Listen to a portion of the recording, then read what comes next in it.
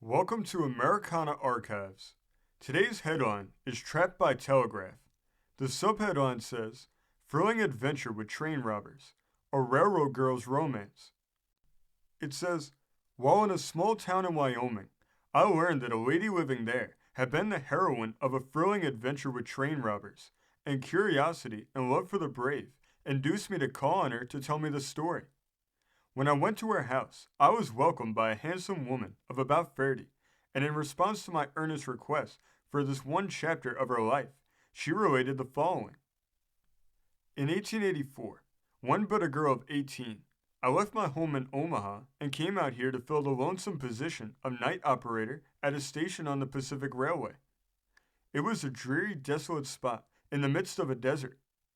The day operator and an agent, a mere boy, slept at a section house about 200 yards distant, so that during the long, dreary night, I was alone in the depot. Number 4 express train bound east was due at 2:15 in the morning, but it never stopped unless signaled, and as this was the only train during the latter portion of the night, you can imagine my lonesome situation upon the desert wild. The superintendent of the division, a buoyant, light-spirited young gentleman, came over the road at frequent intervals and cheered me up by promises of a better position when a vacancy should occur. He often found me on the very brink of despair, almost on the point of resigning my position and returning to my mother, who depended on my salary for the necessaries of life. But his promises, his genial conversation, drove away the gloom, and I came to look for his visits with a sense of the keenest pleasure.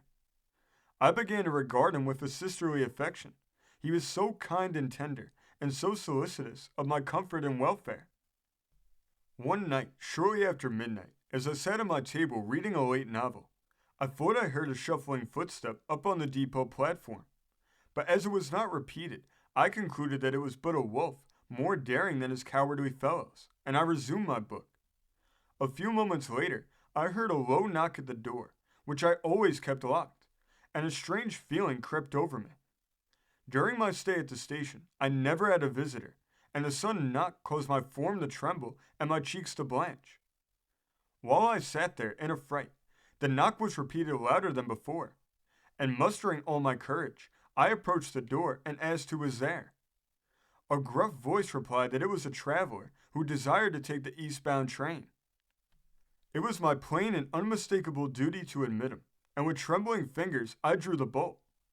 Instantly, the door was pushed open, and I sprang back to the table in terror when 7 burly men, all wearing cloth masks on their faces and armed to the teeth, entered the office and walking up to me said, "Gal, we don't want to hurt you, but if you make a suspicious move or scream or give any alarm so that the men in the section house can hear you, I'll spill the looks of that pretty face with a bullet. Be quiet and sensible, and you shouldn't be hurt. Where's your red lamp signal?" "What would you do?" I gasped. "None of your business. We don't want to hear any unnecessary backtalk, nor no impertinent questions. Where's the red lamp?" A chill of horror swept over me when the truth burst upon me that I was in the hands of a desperate band of train robbers whose evident intention was to signal the train and rob the express car at my station. I knew they could find the lamp by searching for it, and in a trembling voice I told them it was hanging just inside the door of the freight room. One of the men got it, and after examining it to see that it was in order, the rough band took seats to await the coming of the train.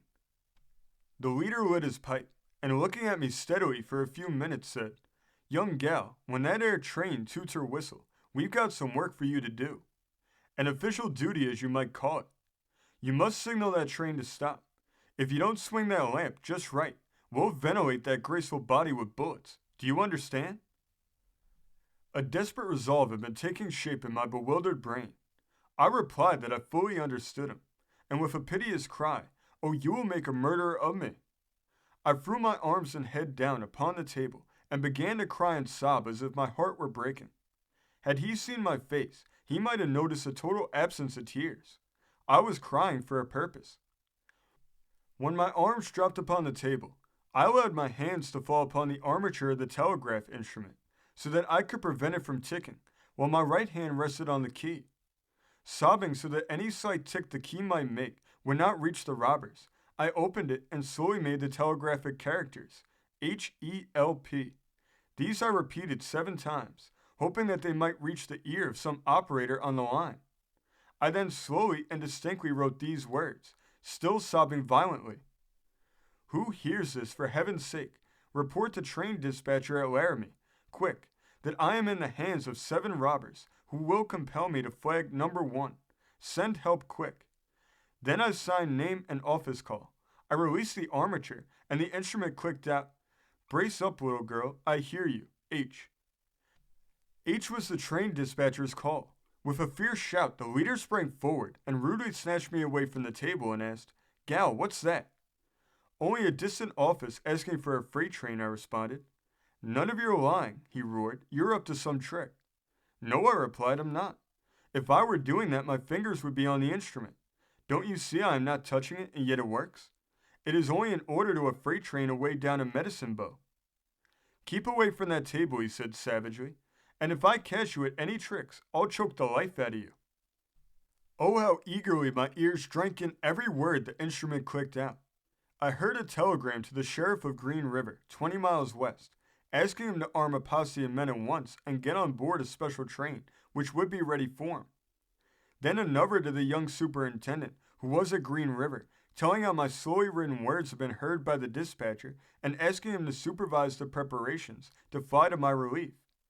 Then a third dispatch to the master mechanic, instructing him to fire up his fastest passenger engine and couple it to a carriage and await the superintendent's orders. My heart beat so violently that it almost took my breath away. It seemed an age before I heard the Green River operator call the dispatcher and say, The superintendent with sheriff and 20 armed men are aboard and train ready for orders. The order came flying. It told the engineer he had a clear track and to run at his highest speed to within half a mile of my station, and with his party to alight. Then came the welcome report from the Green River officer, Special East departed 1:15. Oh, how my poor heart beat and how my every nerve tingled with excitement. 1:15. I mentally figured that the train on such a desperate errand should make nearly a mile a minute and reach the stopping point at 1:36. The chief gave his men their instructions. I was to be sent alone to signal the train, and when it halted, the band would make a rush and board the train. Bill, you jump on the engine as soon as she stops and hold the engineer and fireman under gun. Jack, you pile into the mail car and make the clerk give up his registered letters. And Yank and Alec will work the express car, while Tom and Shorty hold the conductor and brakeman back.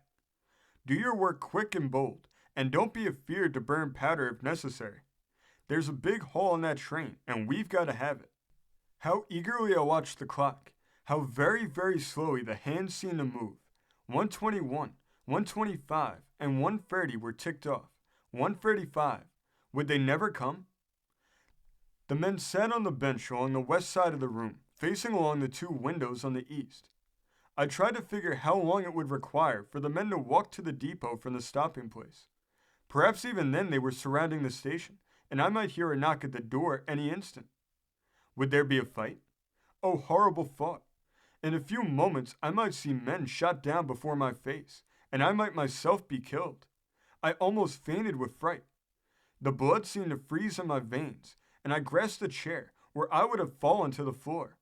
1:30. There came a fearful crash of glass, and the black muzzles of a perfect cloud of rifles were thrust through the windows and pointed directly at the robbers. Then a voice cried out, Men, throw up your hands. I am the sheriff, and in the name of the law, demand you to surrender. Make but a move, and I'll order my men to fire. You little cat, hissed the leader, glaring at me savagely as the band suddenly held aloft their hands. Then the sheriff and 3 men entered and disarmed and handcuffed the robbers, and I saw the superintendent looking at me and heard him say, What a debt I owe you, my brave girl. Then I fell fainting into his arms. When I regained consciousness, I was lying in my room at Green River with several ladies around me and was told that 7 days had elapsed since the capture of the robbers. I was suffering from brain fever, brought on by a terrible strain I had passed through, and had been unconscious for that long period. For many days thereafter, I hovered on the border between life and death, and the superintendent was at my bedside several times every day, cheering me up with words of encouragement and doing all in his power to alleviate my sufferings. I finally recovered and was called into court to testify against the desperate gang. I shall never forget that fierce glance towards me as I told how I entrapped them, or how, in spite of the efforts of the judge and court officials to suppress it, the crowd cheered me as I left the stand. The men were sent for long terms to an eastern prison, and I have never heard of them since. And did the company reward you for saving the train? I asked. Well, only slightly. Corporations have no souls, you know. But I revenged myself on the superintendent in a manner. In what way? I married him, she replied with a charming smile. This story originally came from the Express Gazette. This story came from the great state of California, being reported in the Sacramento Daily Record-Union of August 30th, 1896. Thank you for joining us today. If you want to continue to uncover all of America's lost and forgotten history, then remember before you leave to hit the subscribe button, hit the notification bell, and remember to like and comment below. And we will see you next time on Americana Archives.